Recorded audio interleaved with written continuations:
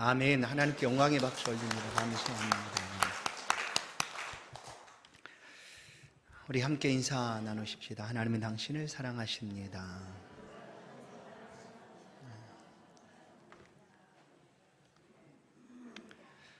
예수 복음 앞에 서라라는 제목으로 오늘 말씀을 함께 나누겠습니다. 우리가 살아가는 날 동안 잊을 수 없습니다. 절대 잊지 못합니다. 그것이 바로 예수 복음인데, 어느 순간 우리가 이 예수 복음을 잊어버린 채 살고 있다라는 것을 우리가 느끼고 흠칫 놀라기도 합니다. 잊을 수 없죠. 잊을 수가 없습니다. 어떻게 잊겠습니까? 예수 복음을 우리가 어떻게 잊습니까? 그런데 잊고 있더라라는 거예요. 오늘 말씀 속에서 바울은 예수 복음의 열정을 가지고 어떠한 삶을 살아갔는가를 우리가 또 볼 수가 있습니다. 뿐만 아니라 이 로마에 있는 성도들을 향하여 이 열정을 담아 복음을 전하고자 원했던 바울의 모습을 말씀 속에서 만날 수가 있습니다. 로마의 성도들이 살고 있었습니다. 그러나 그들은 단 한 번도 예수를 직접 만났거나 또한 예수를 믿는다고 하는 제자들을 통하여 배웠거나 하는 사람들이 없었습니다. 그저 누군가의 전해오는 소식을 듣고 예수에 대한 복음을 듣고 그것 붙잡고 복음으로 살고자 했던 로마의 성도들이 있었다라는 거예요. 그래서 이 소식을 바울이 소아시아 지역에서 복음을 전하다가 듣습니다. 그래서 어떻게 하면 그들에게 예수 복음을 전해줄까 하는 그런 간절한 마음을 갖게 됩니다. 그렇게 해서 아직 만나지는 못했지만 로마에 있는 성도들을 향하여 바울의 그 열정이 담겨진 내용이 바로 이 로마서입니다. 로마서 핵심은 로마서 1장 16절, 17절을 통해서 잘 알 수가 있습니다. 내가 복음을 부끄러워하지 아니하노니 이 복음은 모든 믿는 자에게 주시는 구원을 주시는 하나님의 능력이라. 복음에는 하나님의 의가 나타났다. 내가 복음을 부끄러워하지 않는다. 이 복음은 하나님의 능력이다. 이 복음, 예수 복음 안에 하나님의 의가 있다 하고 그것을 전해주기를 원한 거예요. 들려주기를 원했습니다. 우리는 모두 다 이 복음을 듣고 예수를 믿게 되었습니다. 그리고 우리 살아가는 날 동안 예수 믿음의 삶을 살고자 주 앞에 고백하고 그 삶을 신실하게 살아가고 있습니다. 그러나 어느 순간 우리가 이 복음을 잊어버린 채 살고 있더라라는 거예요. 잊을 수 없는데, 잊어서는 안 되는데 이렇게 살아가고 있다라는 거예요. 그래서 오늘 이 복음의 말씀을 다시 한번 우리가 듣습니다.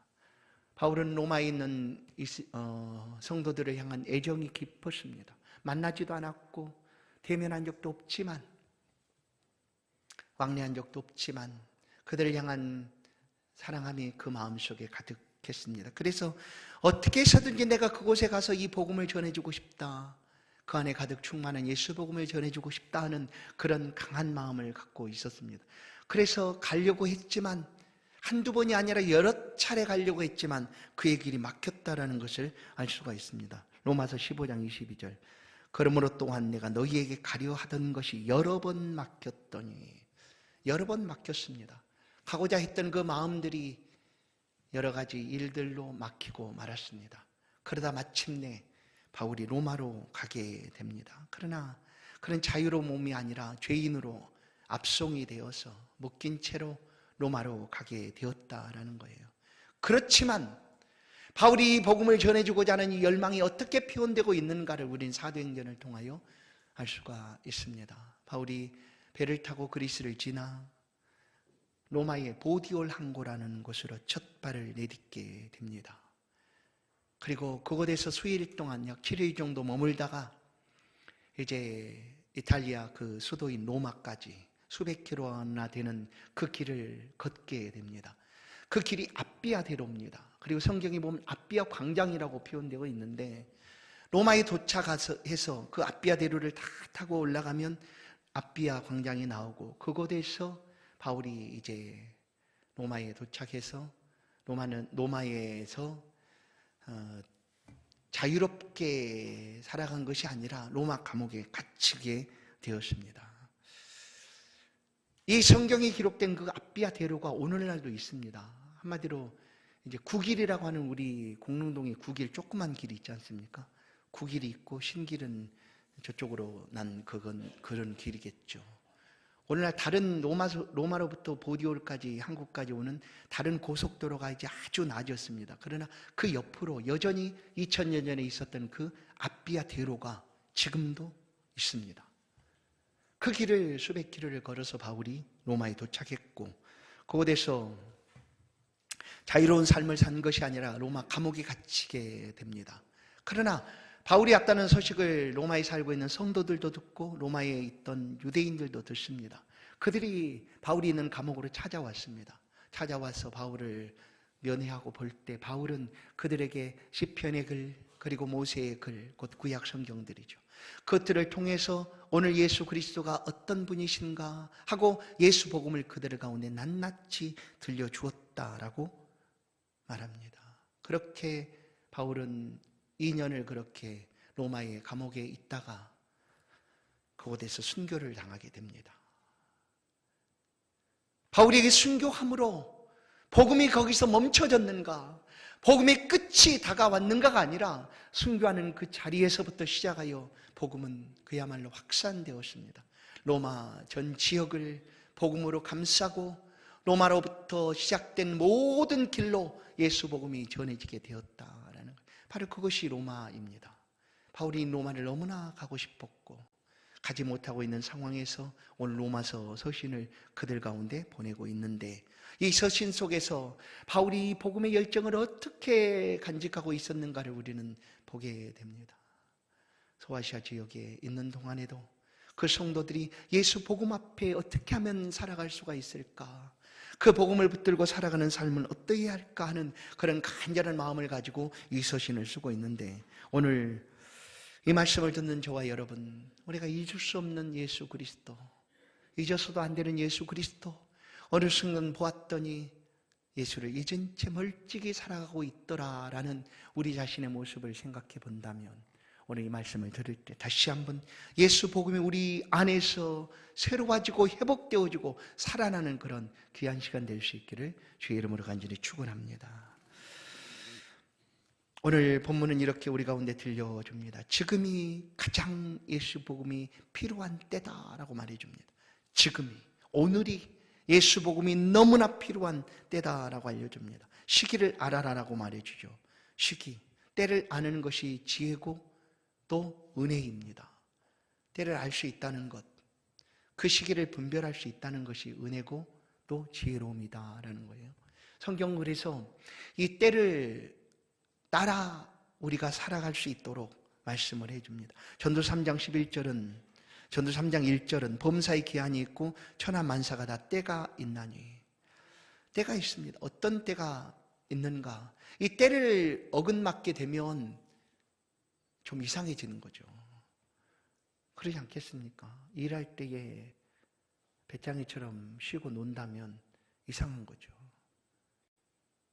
뿌려야 될 때 뿌리지 않고 그냥 그때를 흘려버린다면 곡식을 거둘 수도 없는 것처럼, 그래서 성경은 때를 아는 것이 지혜요 또 그것이 은혜다라고 들려줍니다. 뿐만 아니라 하나님 역시 우리 가운데 때를 따라서 모든 것들을 운행하고 계시는 분이시다라고 들려줍니다. 잠언 3장 11절을 보시면, 전도서 3장 11절, 하나님 모든 것을 지으시되 때를 따라 아름답게 하셨다. 때를 따라 하셨습니다.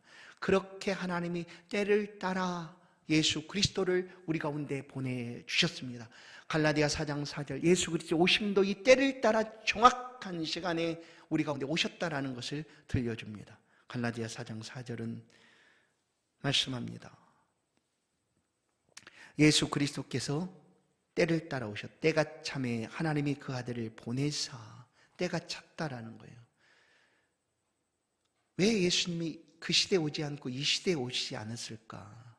아니, 그 시대에 오지 않고 이 시대에 오셨으면 어땠을까 하는 생각들을 어찌 안 하겠습니까? 그러나 바로 그 시대에 예수님이 오실 때였다라는 거예요.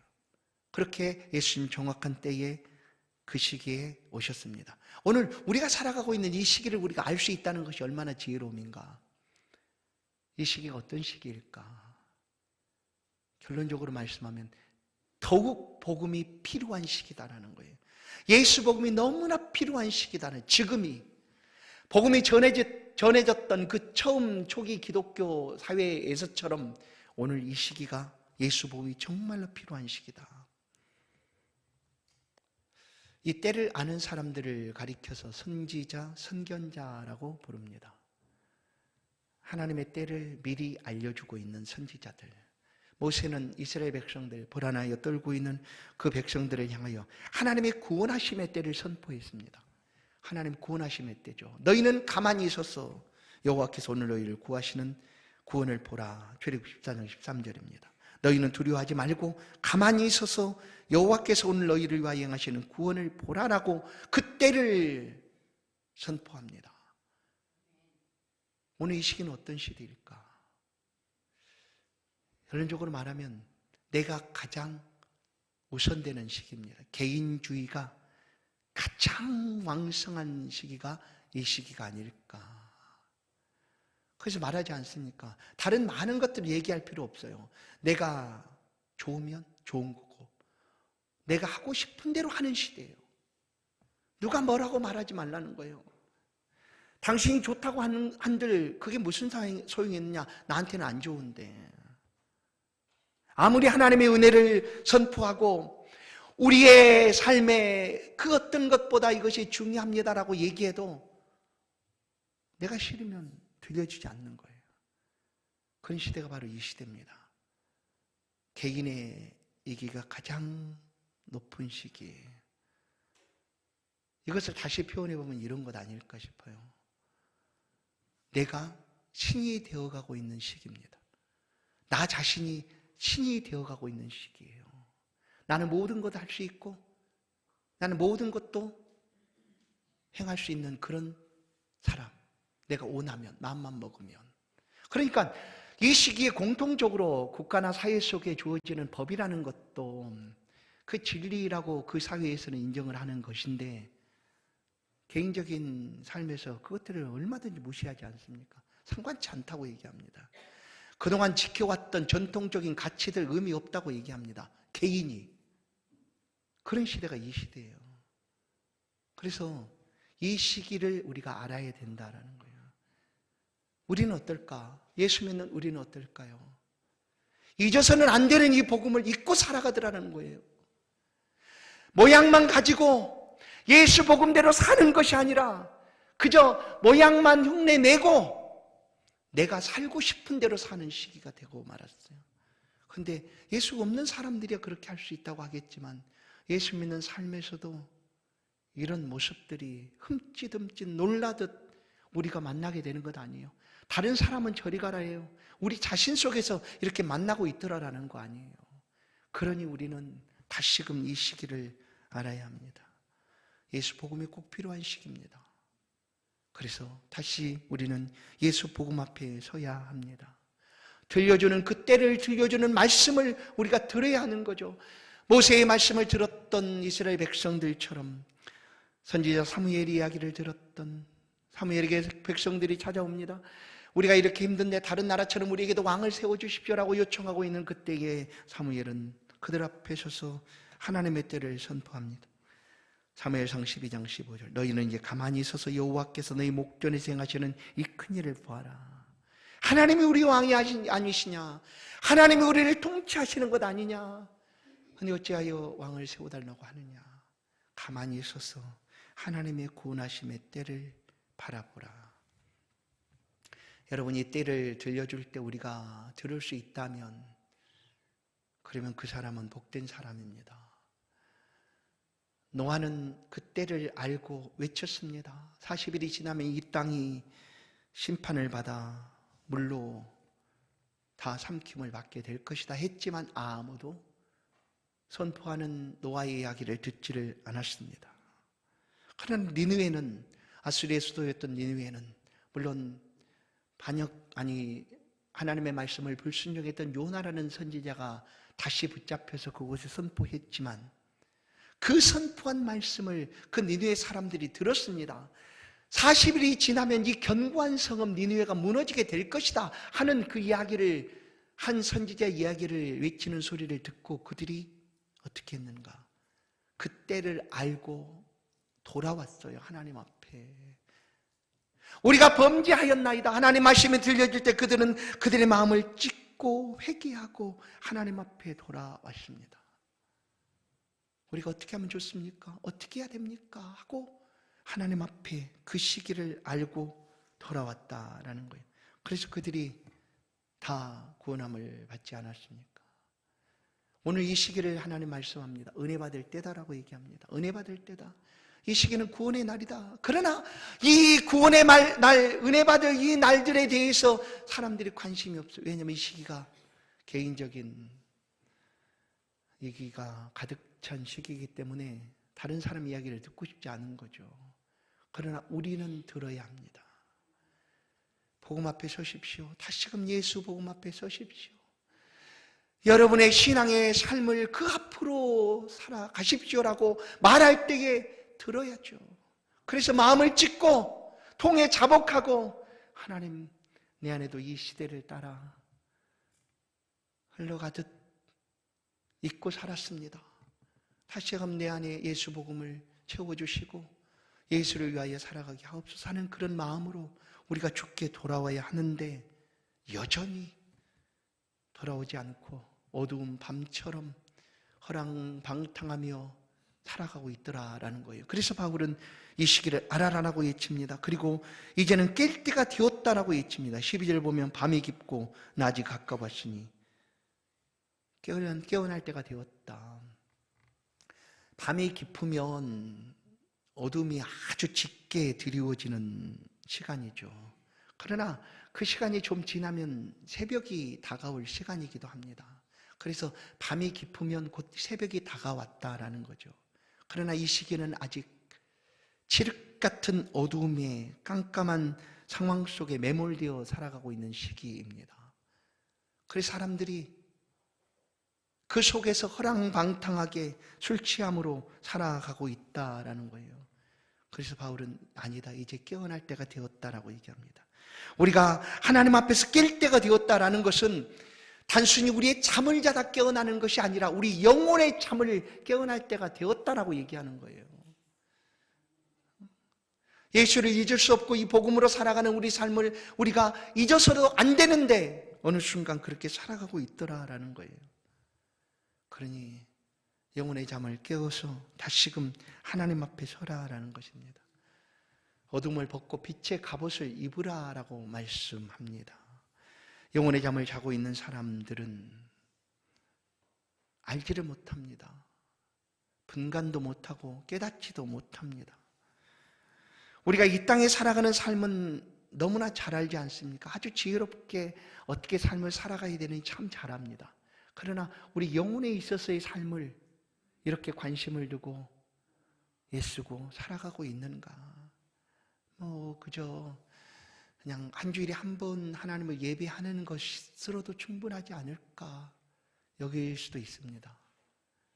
그동안 행해왔던 모든 신앙의 모습들, 삶들을 그냥 흘러가듯 그냥 지나가버리게 놔두고 살아갈 수도 있습니다. 그런데 나는 아무렇지도 않아요. 그게 바로 코로나, 코비드-19 그 과정들을 거치면서 성도들의 마음에 쓸데없는 담대함으로 다가온 일들이에요. 그전에는 어땠을까요? 우리가 한 주일을 건너뛰면, 아니 이 한 주일을 하나님 앞에 예배하는 것을 멈추면 우리는 이거 안 되지 하고 우리 자신이 그렇게 하나님 앞에 부들부들 떨듯 경외함으로 서 있었습니다. 그러나 코로나 기간을 지나가면서 아무렇지도 않게 되었다는 거예요. 이것이 우리 영혼을 파괴시키는 일이었습니다. 영혼을 잠자는 그런 삶으로 나아가고 말았습니다. 그래서 지금 다시 깨어나라라는 거예요. 영적인 예배가, 영적인 삶에 우리가 깨어나지 못하면 우리는 죽습니다. 죽어요. 반드시 죽습니다. 영적인 잠에서 깨어나지 못하면 우리는 죽습니다. 그래서 바울은 지금 깨어날 때다라고 우리 가운데 들려줍니다. 깨는 방법은 어떻게 깰까요? 말씀이 우리 가운데 다가오고 합니다. 똑똑똑. 선견자가, 선지자가 주의 말씀이 우리 가운데 귓가에 들려집니다. 우리의 심령에 부딪혀 옵니다. 그때 우리가 어찌할꼬 하나님 앞에 그 말씀 앞에 서야 된다라는 거예요. 나는 괜찮아, 아무렇지도 않아, 나는 신앙생활 잘하고 있는데 문제될 거 있을까? 하지 마시고, 초대교회 성도들이 하나님의 말씀을 들을 때 그들이 이 말씀 앞에 우리가 어떻게 합니까? 하고 통해 자복하며 말씀 앞에 삶을 살아가려고 그 앞에 모여들었던 것처럼 우리 자신을 그렇게 예수 복음 앞으로 이끌고 와야 된다는 거예요. 물론 여러분, 우리가 살아가는 삶에 이 예수 복음 빼버린다고 해서 우리가 죽는 거 사실 아니에요. 어떻게 보면 더 잘 살지도 몰라요. 걱정, 근심, 염려 없이 평안하게 잘 살아가는지도 몰라요. 그런데 그것은 영혼이 잠자고 있으면 이것을 분간하지 못하기 때문에 그렇게 여길 뿐입니다. 영혼이 깨어있으면, 잠자던 자리에서 깨어나게 되면 하나님의 말씀의 정미함과 그 말씀의 귀함을 우리의 마음에 새기고 말씀 앞으로 나아가려고 더욱 애를 쓰지 않겠습니까? 그래서 깨어나야 된다는 거예요. 분간도 못합니다. 잠자고 있으면 반응도 하지 못하고 분간도 할 수 없습니다. 그래서 우리는 우리의 자신을 하나님의 말씀 앞에 세워가며 가슴 치며 우리가 어떻게 합니까? 하고 하나님 앞에 서야 한다라는 거예요. 깨어나지 못한 사람들의 예를 마태복음 25장에서 우리는 볼 수가 있는데, 우리가 잘 알고 있는 열처녀 비유입니다. 열처녀. 그들은 10명의 처녀들은 모두 다 신랑을 만나서 혼인잔치에 들어가려고 모여 있습니다. 그런데 5명의 처녀들은 준비하지도 못한 채 졸며 잡니다. 그러다 신랑이 온다라고 소리치자 그들은 이미 혼인잔치에 들어가지 못하는, 문이 닫혀버린 그런 순간을 만나게 되었다라는 거예요. 마태복음 25장 5절, 신랑이 더디옴으로 다 졸며 잘새 밤중에 소리가 나되 신랑이로다. 10절, 그들이 살아간 사이에 신랑이 오므로 준비하여 있던 자들은 함께 혼인잔치에 들어가지 못하고 문은 닫힌지라. 다 졸며 자는 시간이 이 시기입니다. 어둠의 시기. 선지자가 들려주는 말씀의 예침이 없으면 아무렇지도 않게 그 자리에 허랑방탕하게 방탕함으로 삶을 살아가고 있는 이 시기, 그때에 들려집니다. 주의 말씀이 들려지지 않습니까? 다 졸며 자도 우리는 깨어 있어야죠. 말씀 앞에 깨어 있어야 합니다. 예수 복음 앞에 다시 한번 서야 한다는 거예요. 그래야지 우리가 살아가는 거예요. 영생을 얻고 사는 삶입니다. 예수님은 미리 이 시기를 말씀해 주셨습니다. 2000년 전에 이 시기를 말씀해 주셨어요. 이 시기가 세상 끝날이 되면 어떻게 될 것이다. 전쟁의 소식, 기근의 소식, 지진의 소식 처처해서 들려지게 될 것이다 하는 시기죠. 그럼 우리는 의문을 갖습니다. 2000년 전에도 얘기했는데 2000년이 지난 지금도 그 얘기를 하고 있다? 그래서 스스로 쓸데없는 담대함의 마음속에 가질 수 있어요. 우리 시대에 별로 그런 일 없을 거야. 걱정 없어. 그러나 보십시오. 오늘 11절 말씀은 이렇게 말합니다.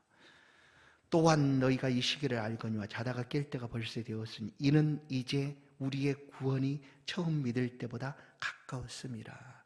우리의 구원이 처음 믿을 때보다 가까이 왔다라는 거예요. 2000년 지나는 동안 세계는 온 세상 그대로 남아있을지라도 예수를 믿은 우리의 구원은 점점 더 가까이 다가오고 있다라는 거예요. 하나님 앞에 나아가는 그 순간 우리의 구원은 완성되어집니다. 완성되어져요. 지금으로부터 200년 후에 완성되나요? 아니에요. 50년이 지나기 전에 완성될 수도 있어요. 최소 100년 이전에는 우리의 구원이 다 완성되는 때가 되는 거예요.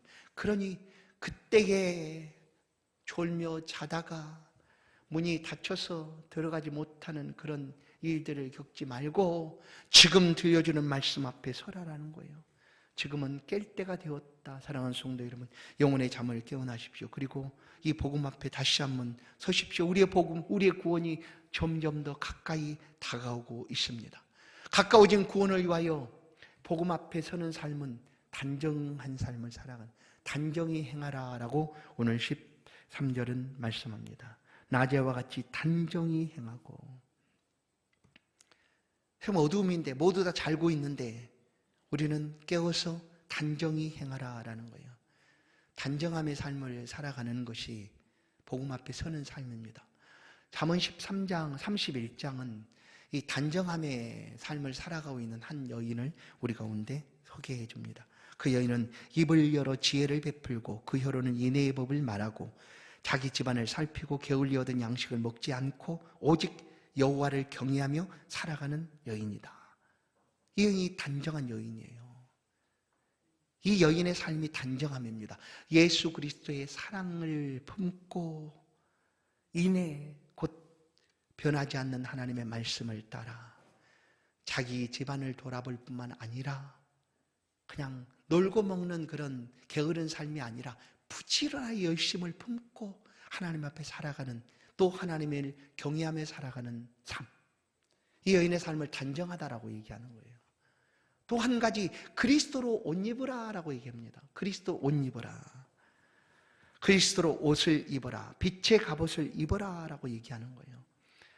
오늘 말씀 속에서 이 단정함과 거리가 가장 먼 한 표현은 방탕함과 술 취함으로 우리 가운데 들려줍니다. 단정함과 전혀 다른 모습이잖아요. 단정함과 반대되는 모습이 술 취함과 방탕함의 모습입니다. 이 시대가 그렇게 살아가고 있지만 우리는 예수의 복음 앞에 서서 단정히 살아가라라는 거죠. 또 한 가지, 그리스도로 옷 입으라라는 거예요. 그 옷은 빛의 갑옷이다라고 말해줍니다. 빛의 갑옷.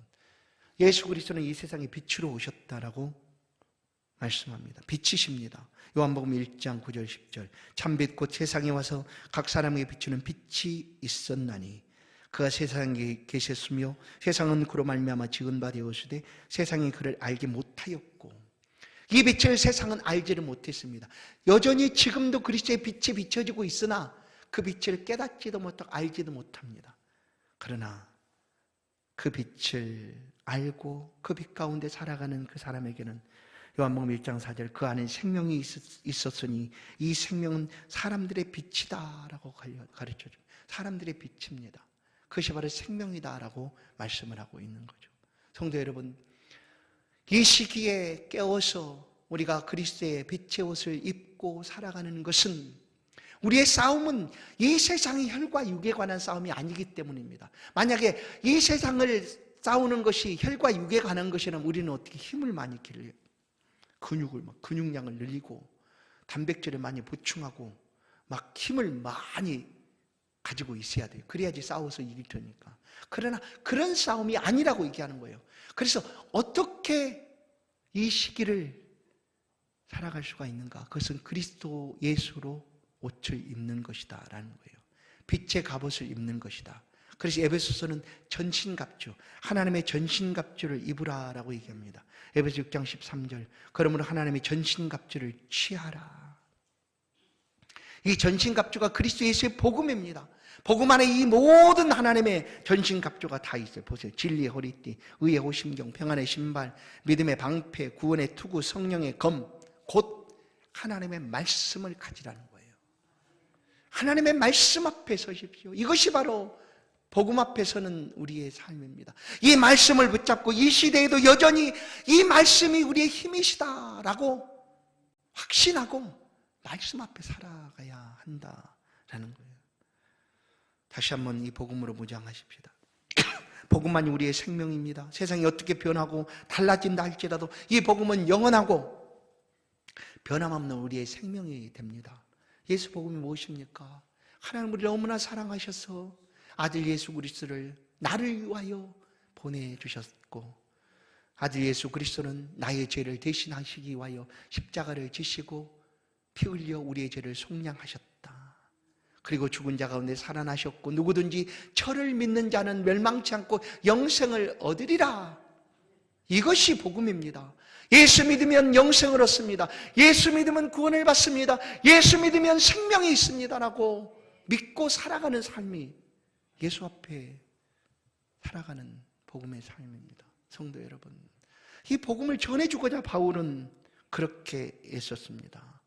그렇게 가보지 못한 소아시아에서 이 복음에 서신 로마서를 기록하고 있었다라는 거예요. 오늘 이 시간 다시 한번 우리가 예수 복음 앞에 섭시다. 중세의 성자라고 일컬어졌던 어거스틴이 있습니다. 그의 어머니 모니카는 아들 어거스틴을 위하여 기도합니다. 그러나 아들은 돌아올 기미가 전혀 보이지 않습니다. 기도하면 기도할수록 더 엇나가는 것 같은 아들의 모습을 보고 탄식합니다. 어느 날 신부가 그의 어깨를 두드리면서 말합니다. 우리의 기도는 절대 사라지는 법이 없습니다. 기도하는 어머니의 자녀는 망하는 법이 없으니 그냥 계속 기도하십시오 하고 위로하고 격려합니다. 모니카의 기도는 계속되었고 어느 날 하나님이, 여러분 기도는 참 놀라운 게 이런 것 아니겠어요? 내가 직접 그 사람을 위하여 이렇게 뭔가를 하면 그 사람의 마음이 바뀌는 것 같아요. 안 돼요. 절대 안 바뀌어요. 그런데 하나님을 향하여 우리가 아뢰면 하나님이 아뢰진 그것을 들으시고 이렇게 역사하는 거예요. 하나님이. 그래서 마음이 변화되고 마음이 풀어지고 새로워지고 달라지고 회복되고 하는 거예요. 모니카의 기도를 하나님이 들으셨어요. 그리고 어느 날 이 어거스틴이 정원을 거닐다가 갑자기 들려진 한 음성을 듣습니다. 펴고 읽으라, 집어들어 읽으라 하는 그런 음성이 들려져서 그냥 성경을 펴고 읽었습니다. 그 성경 말씀이 바로 이 말씀이었다라는 거예요. 그리고 이 말씀을 읽고 그는 그 시기에서 깨고 나서 잠자는 자리에서 일어나서 영혼의 잠을 깨고 그야말로 암흑기가 떴다고 여겨지는 그 중세 시대에 예수 복음을 변증하고 변호하고 이 복음을 전했던 그런 성자로 추앙받는 사람이 되었습니다. 이 말씀을 한번 우리도 합독해 보십시다. 로마서 13장 13절 말씀. 혹시 지금 영혼의 잠을 자고 계십니까? 이 말씀이 우리 마음속에 부딪혀 오기를 간절히 소원합니다. 같이 한번 읽으십시다. 같이 읽습니다. 시작. 낮에와 같이 단정히 행하고 방탕하거나 술 취하지 말며 음란하거나 호색하지 말며 다투거나 시기하지 말고 오직 주 예수 그리스도로 옷 입고 정욕을 위하여 육신의 일을 도모하지 말라. 아멘. 오직 주 예수 그리스도 복음으로 살아가십시다. 복음으로 옷 입고 살아가십시다. 다른 것들은 다 없어지고 사라지고 쓸모없는 것들입니다. 그러나 남겨지는 일은 예수 그리스도의 복음. 이 복음으로 행한 모든 삶들은 하나님이 기억하시고 영광 받으시고 축복하시는 줄로 믿습니다. 다시 한번 이 예수 복음 앞에 서서 믿음의 삶을 힘있게 살아가십시다. 바울은 로마에서 순교를 당했습니다. 순교당하는 순간까지 이 복음 앞에 서서 삶을 살아갔습니다. 그 삶의 마지막 모습을 성경은 우리 가운데 들려줍니다. 이 말씀을 읽고 맺겠습니다. 사도행전 28장 30절 31절 말씀입니다. 같이 한번 합독하겠습니다. 시작. 바울이 온 이태를 자기 셋집에 머물면서 자기에게 오는 사람을 다 영접하고 하나님 나라를 전파하며 주 예수 그리스도에 관한 모든 것을 담대하게 거침없이 가르치더라. 아멘. 복음에 사로잡힌 바울은 이 열정을 품고 담대하게 거침없이 예수 복음 전하는 일에 삶을 살아갔습니다. 오늘 우리 가운데 들려주신 예수 복음, 오늘 우리가 이 시대를 살아가고 있어도 그 시대의 삶 속에서 이 예수 복음이 우리를 살아가게 할 줄로 믿습니다. 이 복음을 가진 성도는 담대하십시다. 거침없이 우리도 믿음의 길을 한번 걸어가십시다. 그래서 우리가 걸어간 삶의 흔적 속에 예수 복음의 향기가 풍겨나는 그런 복된 성도들 되기를 주의 이름으로 간절히 축원합니다. 하나님 아버지 감사합니다. 좋으신 하나님, 우리가 예수 복음 앞에 다시금 섭니다. 우리가 예수를 믿을 때 우리의 마음이 얼마나 기쁘고 얼마나 설레고 얼마나 떨렸는지 우리가 기억합니다. 다시 한번 그 복음 앞에 서기를 원합니다.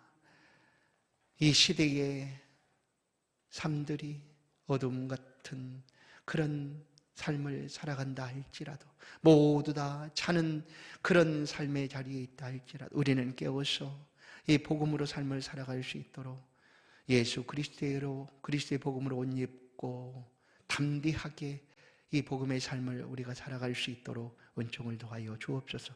삶을 살아가는 모든 성도의 삶의 자리에 함께 동행하여 주사 영광받아 주옵소서. 예수 그리스도의 이름으로 기도하옵나이다. 아멘. 찬송 488장입니다. 귀한